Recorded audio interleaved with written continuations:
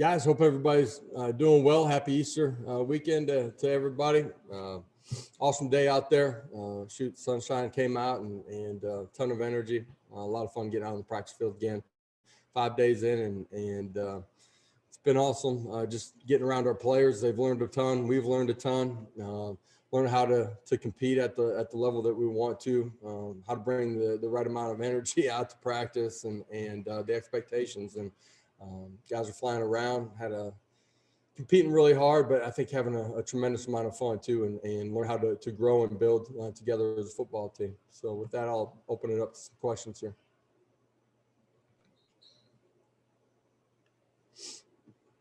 Questions, we'll start with Vince Farrar, then we'll go to David Oven.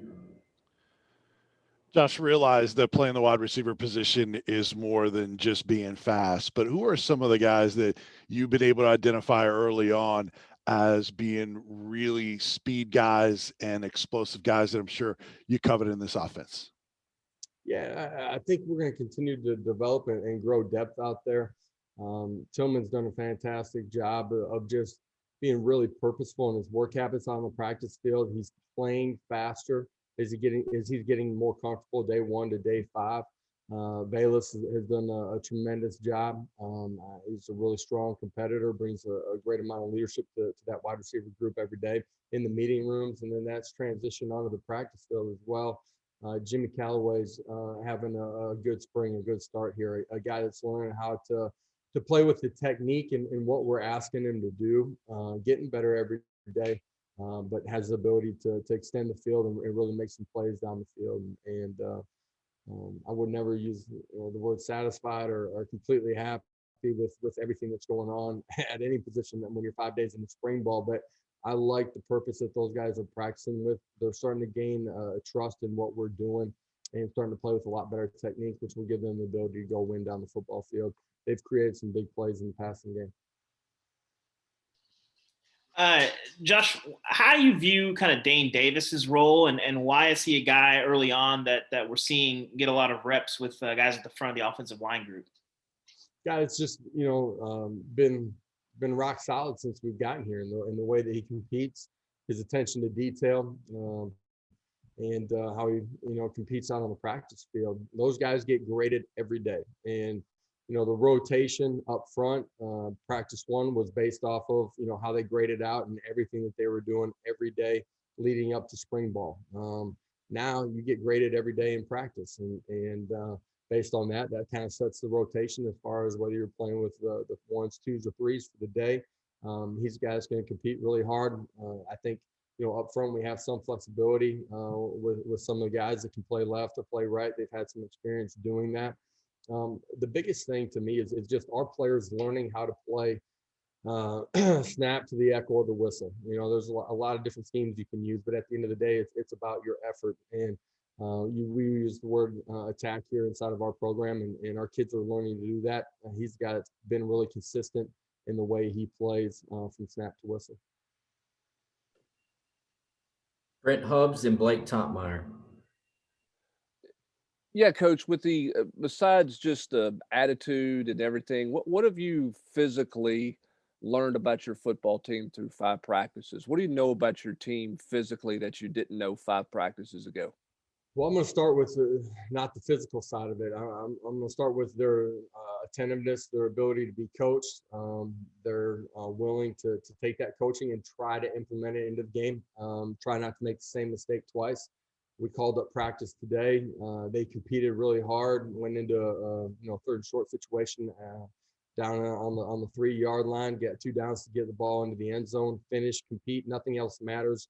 That's happened during the first 22, 23 periods of practice. It's all about how you finish at this point. And we're learning how to have a winning mentality, and that's effort, that's attitude, that's being a tough football team. There's a drill that we did in day 3. We call it the ball drill. That's really about putting your face on somebody, getting your hands in the right place, being able to run your feet on offense, defensively shed, make a play. Day 3, not anywhere near the level of meeting our standard or expectation. Day 5, we repeat the drill. A whole lot more energy, a whole lot more toughness. Our attitude was in a better spot. Got a whole lot better, and I think you got to gain in the inches every single day. And it starts with our guys' ability to be coachable, to have some of those winning attributes, the way they're going to communicate with each other. We're growing in that, learning how to shed some losing habits and hold on and gain some winning habits. Along those lines, to your point, though, the physicality, our guys are growing in that every day. Day one pads not anywhere near where we need to be. Today we get back out there in full pads. Second time we've been in that. Our guys competed, and you heard pads popping at a whole different level than it was the first time we jumped into that. Hey, Josh, I wanted to ask about recruiting. What's your pitch to 2022 recruits, 2022 prospects, and how do you build momentum in that class? Yeah, it's about developing a relationship. It's about pouring into kids. There's no substitute for that. In some ways, we're a little bit behind just the timing of when we got hired, the nature of that, some of the questions that surrounded our program. Our coaches have been working on that relationship with those players. At the end of the day, this is one of the greatest traditions in college football. And we get to put a completely new age approach on it. And that's the way we interact with our players, the energy that we have inside of our building every day, and what we're going to be and who we're going to be out on the football field. It's going to be a place that guys are going to be able to compete at the highest level, have a great attitude. They're going to have fun inside of our building. I don't care if that's in the strength and conditioning area, the way we practice, and what we do. It's going to be fast. It's going to be fun. And most importantly, there's going to be real relationships that are formed. We're going to be real in who we are. And I think as recruits see that, they're going to find out this is a pretty special place to come play football, grow as a football player, but grow as a man even more importantly. And as we continue to go through this recruiting cycle, I think recruits are going to see that. Jimmy Himes, then David Pascal. Josh, Caden Salter had his case dismissed with prejudice. I wonder, has he been reinstated yet, or where does that stand? Yeah, any of the guys that have had those issues here, no final word on any of that yet. We're going to stay with those kids. I told you in the beginning, support those kids through the process, and once we have a final decision on all those guys, we'll communicate that with you. Do you hope you'll have a final decision before spring ends? Yeah, for sure. We hope that process will be thorough, and we'll be able to work through it and get to the point where we're able to communicate with you where our university stands. And one other thing, is James Robinson practicing? He is not out there right now. Okay. Josh, we've spoken to both Vols and Cedric, and they said that this offense is a wide receiver's dream. What is it about that position that is dreamlike? And have you heard that ever since your UCF and Oklahoma days, just receivers and how much they enjoy being in this offense and why? I think for us, the ability to play with tempo, for those guys to be put in a position we're going to try to find ways to isolate them, put them in a one-on-one position, and then give them the tools to go win. I think at the end of the day, that's what, as a wideout, you're looking for. The tempo we play, the number of snaps that we get, number of ball in hand opportunities that our skill players have. I think you put all of that together, plus the energy with which we play on game day, but even on the practice field, I think it is a really unique offense for skilled players and wide receivers to play in. It's something that they absolutely flourish in. Austin Price, then Eric Kane. Coach David asked about Dane Davis. Is that a situation where are y'all trying to find the best five, or is that one of those things like where if it's best for Cade to be at guard, is that where you play him, or if you feel like you're trying to get your best five on the field, are you moving him out to tackle? I mean, how will you approach the offensive line? And then what about Quasi Garland? He's a guy like Dane Davis, a former walk-on who's continued to kind of rise up, the program with his ability. What do you like about him at linebacker? We just finished day 5 of spring ball, man. Our players are trying to figure out our schemes, right? They're trying to figure out how to play at the tempo that we want to play at on the offensive side of the ball. all the mechanics that come with that. Defensively, trying to get aligned, communicate, make sure all three levels are on the same page. And we're early in that journey of who we're going to be next fall, and we're in a race against ourselves to get there as fast as we possibly can to be as good as we can. Up front, I think we're trying to find out, who's going to play with great technique, who's going to have the toughness, that's going to strain, that's going to play, be able to communicate. At every position, to me, it's really about finding out who are the guys who are going to play at a championship level, and then it's the responsibility of coaches to put those guys in a position of success. That's true at the offensive line position. I think you're always going to want some flexibility, the ability to maneuver and rotate guys. Typically, you're going to need, on a given day, be able to play with 7 or 8. Sometimes you're able to play with just 5, but that's got to be a really mature 5. So who are the guys that are going to play at championship level? How do we put the pieces of the puzzle together to allow us to play at the highest level? So we're on that journey trying to find those things out. Hey, Josh, we saw Jeremy Banks and Roman Harrison out there for the first time this week. Can you kind of give us a status update on those 2 players and kind of their availability throughout the next couple of weeks? Yeah, those 2 guys are fighting their butt off to get back and be at 100%. Done a tremendous job just in the rehab process, and have transitioned more into the strength and conditioning side of it, getting their bodies right, continue to come back, and they've done a great job in the meetings. Sat in on a couple of them with the linebackers. They're attentive, they care. They're pushing hard to get back and be ready to take a bunch of ownership and take a bunch of snaps at the linebacker position. Those guys are going to be allowed to do more and more as we go through spring ball. Don't think any of them will be in full contact situations. A couple more here for Coach. Tim Owens, then Wes Rucker.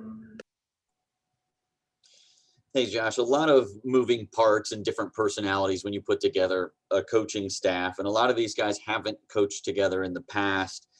How well is this staff kind of meshing together at this point, working together for such a short time? Yeah, some truth in that, what you're saying for sure, but I think there's actually more connectedness than people probably realize.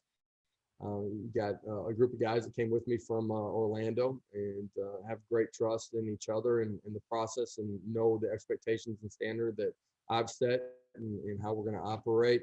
You got a few guys that were not together on the defense side of the football, but there's a connected piece between those guys where they've worked with each other at different stops. And Coach Banks, tremendous leader, has a great vision of what he wants to do. I think he's building defensively, just the communication, the system that gives us some flexibility, but building it the right way, and has a tremendous amount of buy-in and trust from the guys that are in that defensive staff room with them.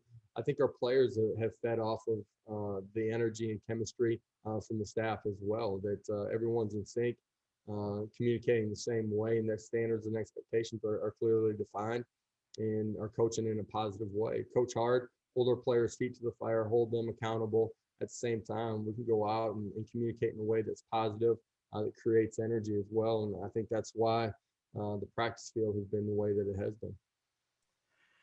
Yeah, Josh, I'm guessing that when you look kind of throughout the years when you've been a coach, at the numbers the quarterbacks have put up, I'm sure that you've got a system put in place for teaching them the way you want them to do things.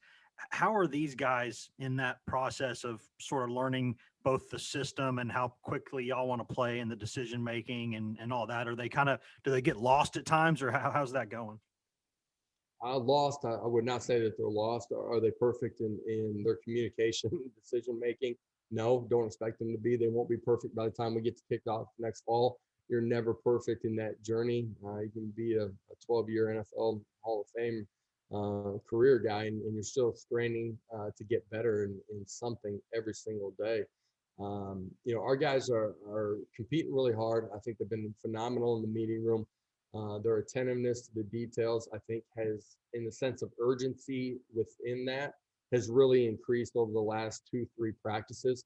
You coach some things before you get to the field. Once you get on the field, I think the understanding of the why those things are important become even more clear for them. Their urgency in that has been ticked up. or gone up, I should say. I think they've been really good. You know, they've made a bunch of plays in the past game. Had a couple things that haven't gone their way either. They've tried to learn from it. They've been able to give great energy to the guys around them. They're learning how to have winning habits. That's on the field. That's in the meeting room. That's in what they're doing every single day. The group together has been really positive with each other, and while they're competing with each other too. And we got a long ways to go, but the group is pushing to get there, and they've been good to work with. Last question, Kelly. Hey, Coach Heupel, Kellyanne Stitz with WATE. I have a hard-hitting one for you to end on. So, third grader wrote to Lane Kiffin. He's a lifelong Tennessee fan, and he said that he's in the fan transfer portal and asked Lane Kiffin why he should become an Ole Miss fan. But the door's still open for Tennessee because it's in their top 4.